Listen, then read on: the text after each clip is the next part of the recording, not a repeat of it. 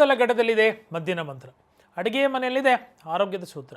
ಸರ್ವ ಕಾಯಿಲೆಗಳಿಗೂ ಸರಳ ಚಿಕಿತ್ಸೆ ಮನೆ ಮದ್ದು ಕಾರ್ಯಕ್ರಮ ಸ್ವಾಗತ. ನಾನು ನಿಮ್ಮ ಡಾಕ್ಟರ್ ಕಿಶೋರ್. ಪ್ರತಿನಿತ್ಯ ಆಯುರ್ವೇದೀಯ ರೂಪಾಂತರದಲ್ಲಿ ಅನೇಕ ಮನೆ ಮದ್ದುಗಳನ್ನು ನಿಮಗೆ ಉಣ್ಬಡಿಸ್ತಾ ಬರ್ತಿದ್ದೀನಿ. ಇವತ್ತೇನಪ್ಪ ಸಬ್ಜೆಕ್ಟು ಅಂತೀರಾ? Travel sickness. ಏನು ಸ್ವಾಮಿ ಇದು ಟ್ರಾವೆಲ್ ಸಿಕ್ನೆಸ್ ಅಂದರೆ? ಎಸ್ಪೆಷಲಿ ನೀವು ಜರ್ನಿ ಮಾಡುವಾಗ ಸಪೋಸ್ ಬಸ್ ಏನೋ ತಿರುಗ್ತಾ ಇದೆ ಬೆಟ್ಟದ ಮೇಲೆ, ಅಷ್ಟೇ ಯಾಕ್ರಿ, ಇವತ್ತಿನ ಬೇಸಿಗೆಯ ದಗೆ ಬಿಸಿಲಲ್ಲಿ ಪೊಲ್ಯೂಷನ್ ಯುಕ್ತ ಜಗತ್ತಲ್ಲಿ ಮಾಮೂಲಿ ಸರ್ಫೇಸ್ ಮೇಲೆ ಹೋಗ್ತಿದ್ರು, ಬಸ್ಸಲ್ಲಿ ಕೂತೆ ಕಾರಲ್ಲಿ ಕೂತೆ ಅಂದರೆ ಲಬಕ್ ಅಂತ ವಾಂತಿ ಮಾಡ್ತಕ್ಕಂಥ ಬದ್ದಿ ಎಷ್ಟು ಮನಸ್ಸಿಗೆ ಮುಜುಗರ ಕೊಡುತ್ತೋ. ಸಾಮಾಜಿಕವಾಗಿ ಜನ ನಿಮ್ಮನ್ನು ಯಾವ ದೃಷ್ಟಿಕೋನದಲ್ಲಿ ನೋಡ್ತಾರೋ ಇವೆಲ್ಲವೂ ನಿಮ್ಮನ್ನು ಆವರಿಸಿ ಊರಿಂದ ಊರಿಗೆ ಪ್ರಯಾಣವೇ ಬೇಡಪ್ಪ. ಇವತ್ತು ಟ್ರಾವೆಲ್ ಆಸ್ ಬಿಕಮ್ ಈಸಿಯರ್. ಮುಂಚಿನ ಕಾಲದಲ್ಲಿ ಬಸ್ಸುಗಳಿಗೆ ಕಾಯಬೇಕು, ಟ್ರೈನುಗಳಿಗೆ ಕಾಯಬೇಕು, ಜಟ್ಕಾ ಬಂಡಿ, ಹೀಗೆ 108 ಕಷ್ಟಕರವಾದಂತಹ ಸಾಧನಗಳಿತ್ತು. ಇವತ್ತು ಮನೆ ಬಾಗಿಲಿಂದ ಹಿಡಿದು ಪಾಯಿಂಟ್ ಟು ಪಾಯಿಂಟ್ ನಮಗೆ ಕ್ಯಾಬ್ಗಳು, ಕಾರ್ಗಳು, ಸ್ವಂತ ಗಾಡಿಗಳು ಅನೇಕ ವ್ಯವಸ್ಥೆ ಇದ್ದರೂ ಕೂಡ ಟ್ರಾವೆಲ್ ಸಿಕ್ನೆಸ್ ಮನುಷ್ಯನ ಬಿಟ್ಟಿಲ್ಲ ಕಣ್ರಿ. ಇವತ್ತು ಕೂಡ ಗರ್ಭಿಣಿ ವಾಂತಿ ಮಾಡ್ತಾಳೋ ಇಲ್ವೋ, ಬಸ್ಸಲ್ಲಿ ಕಾರಲ್ಲಿ ಊರಿಂದ ಊರಿಗೆ ಹೋಗಬೇಕು, ಸ್ವಲ್ಪ ಜರ್ನಿ ಮಾಡಬೇಕು, 10-20 ಕಿಲೋಮೀಟ್ರ್ ಬೆಂಗಳೂರಿನಂತಹ ಮಹಾನಗರಗಳಲ್ಲಿ ಜರ್ನಿ ಮಾಡಬೇಕು ಅಂದರೆ 2 ಸಲ 3 ಸಲ ವಾಂತಿ ಆಗ್ತಕ್ಕಂಥ ಪೇಷಂಟ್ಸನ್ನ ನಾನು ಸಾವಿರಾರು ಪೇಷಂಟ್ಗಳು ನೋಡಿದ್ದೀನಿ. ಬಹಳ ದುಸ್ಥಿತಿಯ ಶೋಚನೀಯ ಸಂಗತಿಯೇ ಇದು ಅಂದರೆ ತಪ್ಪಾಗಲಾರ್ದು. ಸೊ ಇದಕ್ಕೆ ರೆಮಿಡಿ ಒಂದು ಬೇಕಲ್ವಾ? ಜರ್ನಿನೇ ಮಾಡಬೇಡಿ ಅನ್ನೋಕ್ಕಾಗಲ್ಲ, ಜರ್ನಿ ಮಾಡಲೇಬೇಕು. ಮೋಸ್ಟ್ ಇಂಪಾರ್ಟೆಂಟ್, ಬಿಫೋರ್ ಜರ್ನಿ ಅತ್ಯಲ್ಪ ಆಹಾರವನ್ನು, ಅದರಲ್ಲೂ ದ್ರವ ಆಹಾರವನ್ನು, ಸೆಮಿ ಸಾಲಿಡ್ಡು, ಗ್ರೂಯಲ್ಸು, ಸಮಥಿಂಗ್ ಲೈಕ್ ಗಂಜಿ, ಪಾಯಸ, ಈ ಥರದ್ದನ್ನು ನೀವು ಸೇವನೆ ಮಾಡ್ತಕ್ಕಂಥದ್ದು ಭಾಳ ಇಂಪಾರ್ಟೆಂಟು. ನೆನಪಿಟ್ಕೊಳ್ಳಿ, ಡಿಸ್ಕ್ಲೈಮರ್ ಅಂತ ಏನು ಕರಿತೀವಿ, ಈ ಹೇಳ್ತಕ್ಕಂಥ ರೆಮಿಡೀಸು ಸಿಂಪ್ಟಮ್ಯಾಟಿಕ್ ಮೆಜರ್ಸೇ ಹೌದು. ಸಿಸ್ಟಮ್ಯಾಟಿಕ್ ಮೆಜರ್ಸು ಡೆಫಿನೆಟ್ಲಿ ಒಂದು ಟ್ರಾವೆಲಿಂಗ್ ಸಿಕ್ನೆಸ್ನ ಸಂಪೂರ್ಣವಾಗಿ ಸ್ಟಾಪ್ ಮಾಡ್ತಕ್ಕಂಥ ಶಕ್ತಿ, ಸಮರ್ಥತೆ ಆಯುರ್ವೇದೀಯ ದ್ರವ್ಯಗಳಿಂದ ಇದೆ. ಅದನ್ನು ಪಿತ್ತಶಾಮಕವಾಗಿ, ವಾತಾನುಲೋಮಕವಾಗಿ ನಾವು ಅನೇಕ ಆಸ್ಪೆಕ್ಟ್ಸಿಂದ ನಿಮ್ಮನ್ನು ಟ್ರೀಟ್ಮೆಂಟ್ ಮಾಡ್ತಕ್ಕಂಥದ್ದು ಮಾಡ್ತೀವಿ. ಅದನ್ನು ಮಾಡಿದಾಗ ಪರ್ಮನೆಂಟಾಗಿ ಟ್ರಾವೆಲ್ ಸಿಕ್ನೆಸ್ನ ಸ್ಟಾಪ್ ಮಾಡ್ಬೋದು. ಆದರೆ ಇವತ್ತು ನಾಳೆ ಟ್ರಾವೆಲ್ ಮಾಡ್ತಿದ್ದೀರಾ, ನೀವು ವೈದ್ಯರನ್ನ ಸಂಪರ್ಕ ಮಾಡೋದು ನಿಧಾನ ಆಗುತ್ತೆ ಅಂತಕ್ಕಂಥ ಸಂದರ್ಭದಲ್ಲಿ ಈಗ ಹೇಳ್ತಕ್ಕಂಥ ಎಲ್ಲ ರೆಮಿಡೀಸು ನಿಮಗೆ 100ಕ್ಕೆ 100 ಆ ಸಂದರ್ಭದಲ್ಲಿ ಟ್ರಾವೆಲ್ ಸಿಕ್ನೆಸ್ ಸ್ಟಾಪ್ ಮಾಡ್ತಕ್ಕಂಥ ಶಕ್ತಿ ಕೊಡುತ್ತೆ. ಏನಪ್ಪ ರೆಮಿಡಿ ಅಂತೀರಾ? ಆಗಲೇ ಹೇಳಿದೆ, ಸಿಂಪಲ್ ಫ್ಲೂಯಿಡ್ಸು, ಗ್ರೂಯಲ್ಸು, ಪಾರೆಡ್ಜು, ಗಂಜಿ, ಪಾಯಸ, ಈ ಥರದ್ದು ಸಾಫ್ಟು, ಸಪ್ಪಲ್ಲು, ಲಘು, ಸುಪಾಚ್ಯ ಅಂತ ಕರಿತೀವಿ. ಈಸಿಲಿ ಡೈಜೆಸ್ಟಬಲ್ ಲೈಟ್ ಫುಡ್ಡನ್ನು ನೀವು ಸೇವನೆ ಮಾಡಿ ಪ್ರಯಾಣಕ್ಕೆ ಪ್ರಾರಂಭ ಆಗ್ತಕ್ಕಂಥದ್ದು ಒಳ್ಳೆಯದು. ಪಾಯಿಂಟ್ ನಂಬರ್ 2, ತುಂಬ ಪೀಕ್ ಸನ್ ಇದ್ದಾಗ travelling is not that advisable. Sir ನಾವು ಎ ಸಿ ಹಾಕೋತೀವಿ ಸರ್, ಕಾರಲ್ಲಿ 16 ಡಿಗ್ರಿ ಇಟ್ಕೊಂಡ್ಬಿಡ್ತೀವಿ, ನೀವೇನು ಕೃತಕತೆ ಮಾಡಿಕೊಂಡ್ರೂ ಕೂಡ ಆ ನೈಸರ್ಗಿಕವಾದಂಥ ಬಯಾಲಜಿಕಲ್ ಕ್ಲಾಕು ಆ ಟೆಂಪ್ರೇಚರ್ನ ರೆಸಿಸ್ಟ್ ಮಾಡೋಕ್ಕಾಗದೆ ಆವಾಗ ವಾಂತಿ ಆಗ್ತಕ್ಕಂಥ ಸಾಧ್ಯತೆಗಳು ಡೆಫಿನೆಟ್ಲಿ ಜಾಸ್ತಿ. ಅದ್ರ ಬಗ್ಗೆ ಗಮನ, ಆದ್ಯತೆ, ಬಾಧ್ಯತೆ ಕೊಡ್ತಕ್ಕಂಥದ್ದು ಮೋಸ್ಟ್ ಇಂಪಾರ್ಟೆಂಟ್. ನೆಕ್ಸ್ಟ್ ರೆಮಿಡಿ ಏನು ಗೊತ್ತಾ? ಸಿಂಪಲ್ ಏಲಕ್ಕಿ ರೀ. 1-2 ಏಲಕ್ಕಿ, ಒಂದೇ ಒಂದು ಚಿಟಿಕೆ ಸೈಂಧವ ಲವಣ, 2 ಚಿಟಿಕೆ ಕೆಂಪು ಕಲ್ಲು ಸಕ್ಕರೆ, ಈ 3ನ್ನ ಬಾಯಲ್ಲಿ ಹಾಕ್ಕೊಳ್ಳಿ.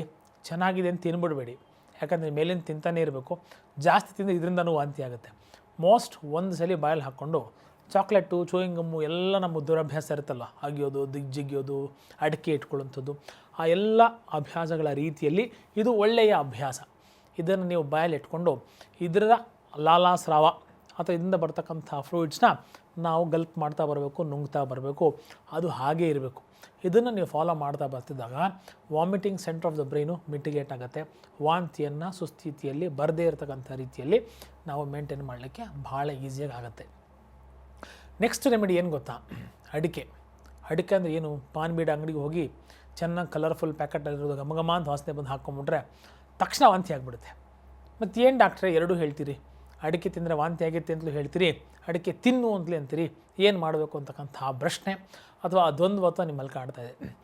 ನಾನು ಹೇಳ್ತಕ್ಕಂಥದ್ದು ಸ್ನೇಹಿತರೆ, ಸಿಂಪಲ್ ಬಟ್ಲು ಅಡಿಕೆ, ಯಾವುದೇ ಕಲರ್ ಇಲ್ಲ, ನೈಸರ್ಗಿಕವಾದಂತಹ ಸಿಂಪಲ್ ಅಡಿಕೆ, ಕುದ್ದಿರ್ತಕ್ಕಂಥ ಅಡಿಕೆ, ನೀರಿನಲ್ಲಿ ಕಾಯಿಸಿ ಕುದ್ದಿರ್ತಕ್ಕಂಥ ಅಡಿಕೆ, ಬಟ್ಲು ಅಡಿಕೆ, ಚೂರು ಅಡಿಕೆನ 2-4 ಪೀಸು ಅಥವಾ ಬಟ್ಲು ಅಡಿಕೆದ ಅರ್ಧ ಪೀಸನ್ನು ನೀವು ಬಾಯಲ್ಲಿಟ್ಕೊಂಡು ಜರ್ನಿಯಲ್ಲಿ ಟ್ರಾವೆಲ್ ಮಾಡ್ತಾ ಬನ್ನಿ. ಎಗೈನ್ ಮೋಸ್ಟ್ ಇಂಪಾರ್ಟೆಂಟ್, ಅದರಿಂದ ಉತ್ಪನ್ನವಾಗಿರ್ತಕ್ಕಂಥ ಲಾಲಾಸ್ರಾವವನ್ನು, ಬಾಯಿನಲ್ಲಿ ಉತ್ಪನ್ನವಾಗಿರ್ತಕ್ಕಂಥ ಫ್ಲೂಯಿಡ್ಸನ್ನು ನಾವು ನುಂಗಬೇಕು, ಉಗುಳಬಾರ್ದು. Point number 2. ಪಾಯಿಂಟ್ ನಂಬರ್ 3, ಅದು ಸಾಫ್ಟ್ ಆದಮೇಲೆ ಅದನ್ನು ತಿಂತಕ್ಕಂಥ ಅವಶ್ಯಕತೆ ಇಲ್ಲ, ಅಡಿಕೆಯನ್ನು ಉಗಿದ್ಬಿಡಿ. ಅದೆಲ್ಲ ಸಾರಾಂಶ ಹೊಟ್ಟೆಗೆ ಹೋದ ತಕ್ಷಣ ವಾಮಿಟಿಂಗು ತಂತಾನೇ ಕಮ್ಮಿ ಆಗುತ್ತೆ. ಇಷ್ಟು ಸಾಕಾ? ಇನ್ನೂ ಬೇಕಾ? ಡೆಫಿನೆಟ್ಲಿ ಇನ್ನೂ ಒಂದು ರೆಮಿಡಿ ಇದೆ. ಅದು ನಿಮ್ಮ ಉಪಯೋಗಕ್ಕೆ ಮಾತ್ರ. ಹಾಗಾಗಿ ತಾಜಾ ನಿಂಬೆಹಣ್ಣು ಕಟ್ ಮಾಡ್ಕೊಳ್ಳಿ, ಒಂದೇ ಒಂದು ಚಿಟಿಕೆ ಉಪ್ಪು ಹಾಕ್ಕೊಳ್ಳಿ, ಒಂದು ಕರ್ಚೀಫಲ್ಲಿ ಅದನ್ನು ಕವರ್ ಮಾಡಿಬಿಡಿ. ಅದನ್ನು ಸ್ಮೆಲ್ ನೋಡ್ತಾರೆ, ತಿನ್ನೋದು ಕುಡಿಯೋದು ಏನೂ ಬೇಡ. ನೀವು ಜರ್ನಿ ಮಾಡುವಾಗ ಅಫ್ಕೋರ್ಸ್ ನೀವು ಡ್ರೈವ್ ಮಾಡುವಾಗ ಈ ಕೆಲಸ ಮಾಡೋಕ್ಕಾಗಲ್ಲ. If you are a co passenger you can try out this remedy ಅಂತಕ್ಕಂಥದ್ದು. ಸಿಂಪಲ್ ಆಗಿರತಕ್ಕಂಥ ತಾಜಾ ನಿಂಬೆಹಣ್ಣು ಮೇಲೆ ಉಪ್ಪು ಸವಸಿರಬೇಕು, ಒಂದು ಬಟ್ಟೆ ರ್ಯಾಪ್ ಮಾಡಿರಬೇಕು. ಆ ಸ್ಮೆಲ್ಲನ್ನು ಇನ್ಹೇಲ್ ಮಾಡ್ತಾ ಬರ್ತಿದ್ರು ಕೂಡ ಟ್ರಾವೆಲಿಂಗ್ ಸಿಕ್ನೆಸ್ಗೆ ರಾಮಬಾಣವಾಗಿರ್ತಕ್ಕಂಥ ಈ 3 ರೆಮಿಡೀಸು ನಿಮ್ಮ ಸೇಫಾಗಿ ಸಕ್ಸಸ್ಫುಲ್ಲಾಗಿ ರಿಪೇರಿ ಆಗೋಕ್ಕೆ ಸಾಧ್ಯ ಆಗುತ್ತೆ. ಹೆದರಿಕೆ ಭಾಳ ಇಂಪಾರ್ಟೆಂಟ್ ಫಿನಾಮಿನನ್ ರೀ. ಪೇಷಂಟ್ಗೆ ಅಥವಾ ಸಾಧಕನಿಗೆ ಅಥವಾ ಟ್ರಾವೆಲರ್ಗೆ ನನಗೆ ವಾಮಿಟಿಂಗ್ ಸಿಕ್ನೆಸ್ ಇದೆ ಸಾರ ಅಂತ ಅಂದ್ಕೊಂಬಿಡೋದೇ ಒಂದು ದೊಡ್ಡ ರೋಗ. ಅದಿದೆ ಅಂದ ತಕ್ಷಣ ಬರದೇ ಇರತಕ್ಕಂಥ ವಾಂತಿ ಕೂಡ ಬಂದುಬಿಡುತ್ತೆ, ಆಗದೇ ಇರತಕ್ಕಂಥ ವಾಂತಿ ಆಗಿಬಿಡುತ್ತೆ. ಅಕ್ಕಪಕ್ಕದವರು ಪಕ್ಕದಲ್ಲಿ ಕೂಡಿಸ್ಕೊಳ್ಳಲ್ಲ. ಬಸ್ಸಲ್ಲಾದರೆ ಮುಜುಗರ, ಬೇರೆ ಟ್ರೈನಲ್ಲಿ ಗಿನಲ್ಲಾದರೆ ಮುಖ್ಯ ವಾಹಿನಿಯಿಂದ ಹೊರಗೆ ಬಂದುಬಿಡ್ತೀರಿ, ಖಿನ್ನತೆಗೆ ಒಳಗಾಗ್ತೀರಿ. ಈ ಸಮಸ್ಯೆ ಏನಪ್ಪ ಯಾರಿಗೂ ಇಲ್ಲ ಸಮಸ್ಯೆ, ನನಗೆ ಮಾತ್ರ ಯಾಕೆ ಈ ಸಮಸ್ಯೆ ಅಂತಕ್ಕಂಥ ಒಂದು ಪರಿಸ್ಥಿತಿಗೆ ಬಂದು ನಿಂತ್ಕೊಂಡ್ಬಿಡ್ತೀವಿ. ಸರಳ ಮನೆ ಮದ್ದುಗಳು ನಾವೇನು ಹೇಳ್ತಾ ಬರ್ತಿದ್ದೀವಿ, ನಿಮಗೆ ದೀರ್ಘಕಾಲೀನವಾದಂತಹ ಸಮಸ್ಯೆಗಳಿಗೆ ಪರ್ಮನೆಂಟಾಗಿ ಅದು ರಾಮಬಾಣವಾಗಿ ಕೆಲಸ ಮಾಡುತ್ತೆ ಅಂದರೆ what is the problem in trying it out? ಇದು ಅಭ್ಯಾಸ ಆಗಲ್ಲ, ಚಟ ಆಗಲ್ಲ, ಇದು ಅನಿವಾರ್ಯತೆಯೂ ಆಗಲ್ಲ. ಇದೆಲ್ಲ ಸಿಂಪಲ್ ಎಕ್ಸಾಂಪಲ್ ಇವತ್ತಿನ ಸಬ್ಜೆಕ್ಟ್ಗೆ ಸಂಬಂಧಪಟ್ಟ ಹಾಗೆ ಹೇಳ್ತೀನಿ. ಒಂದು ಟ್ರಾವೆಲ್ ಸಿಕ್ನೆಸ್ ಇದೆ, ನೀವು ಅಡಿಕೆಯನ್ನು ಚೂ ಮಾಡಿ ಅಂದಾಗ ಆ ವ್ಯಕ್ತಿ ಡೆಫಿನೆಟ್ಲಿ ಒಂದು ವ್ಯಸನಿ ಆಗ್ಬಿಡಲ್ಲ, ಅಡಿಕೆ ತಿಂತಕ್ಕಂಥ ಚಟಕ್ಕೆ ಜಾರಿ ಹೋಗಲ್ಲ. ನಿಂಬೆ ಹಣ್ಣನ್ನು ಸ್ವಲ್ಪ ಉಪ್ಪು ಬಟ್ಟೆಯಲ್ಲಿ ಹಾಕಿ ಮೂಸ್ ನೋಡಿ ಅಂದ ತಕ್ಷಣ ಅವನದು ಇಲ್ಲದೆ ಮುಂದೆ ಜೀವನನೇ ನಡೆಸೋಕ್ಕಾಗಲ್ಲ. ಪ್ರತಿನಿತ್ಯ ನಿಂಬೆಹಣ್ಣು ಬೇಕು ಅಂತಕ್ಕಂಥ ಪರಿಸ್ಥಿತಿ ಇಲ್ಲ. ಸಪೋಸ್ ಅದಿದ್ದು ಅಂತೂ ಇಟ್ಕೊಂಡು ಗುಟ್ಕಾ ಹಾಕ್ತಕ್ಕಂಥ, ಸಿಗರೇಟ್ಸ್ ಎತ್ತಕ್ಕಂಥ, ಸಾರಾಯಿ ಕುಡಿತಕ್ಕಂಥ, ಜಂಕ್ ಫುಡ್ ತಿಂತಕ್ಕಂಥ ಅಭ್ಯಾಸಗಳಿಗಿಂತ ಈ ಅಭ್ಯಾಸ 100 ಪಾಲಲ್ಲ 1000 ಪಾಲು ಲಾಭದಾಯಕ, ಹಿತಕಾರಕ ಅಂತಕ್ಕಂಥ ಮಾತನ್ನು ನಾವು ಈ ಸಂದರ್ಭದಲ್ಲಿ ಹೇಳ್ಬೋದು. ಸಂಸ್ಕೃತದಲ್ಲಿ ನಾವು ಆಗ್ರಹಣಂ ಅರ್ಧ ಸೇವನಂ ಅಂತಕ್ಕಂಥ ಮಾತನ್ನು ಹೇಳ್ತೀವಿ. ಯಾಕೆ ಇದನ್ನು ಮೂಸಿ ನೋಡಬೇಕು? ಆಗ್ರಹಣಂ ಅರ್ಧ ಸೇವನಂ ಅಂದರೆ ನಾವು ಅದನ್ನು ಆಸ್ವಾದನೆಯನ್ನು ಮೂಗಿನ ಮುಖಾಂತರ ಮಾಡಿದಾಗ ಹೊಟ್ಟೆಗೆ ಅರ್ಧ ಸೇವನೆ ಮಾಡ್ತಕ್ಕಂಥ ಶಕ್ತಿ, ಪೊಟೆನ್ಸಿ ಟ್ರಾನ್ಸ್ಫರ್ ಆಗಿಬಿಡುತ್ತೆ ಅಂತಕ್ಕಂಥ ಮಾತು. ಸಿಂಪಲ್ ರೀ. 2 ರಿಂದ 3 ರೂಪಾಯಿನ ಒಂದು ನಿಂಬೆಹಣ್ಣು ನಿಮ್ಮನ್ನು ವಾಂತಿಯಿಂದ ತಡೆಗಟ್ಟುತ್ತೆ. ಔಷಧಿ ತೊಗೊಳ್ದಿರ್ತಕ್ಕಂಥ ಸಂದರ್ಭಕ್ಕೆ ನಿಮ್ಮನ್ನು ತಂದು ನಿಲ್ಲಿಸುತ್ತೆ. ಜರ್ನಿಯನ್ನು ಬಹಳ ಸೇಫ್ ಮಾಡುತ್ತೆ. ಡೆಸ್ಟಿನೇಷನ್ನ ಶಾರ್ಟಾಗಿ ತಲುಪಿಸ್ತೀರಿ.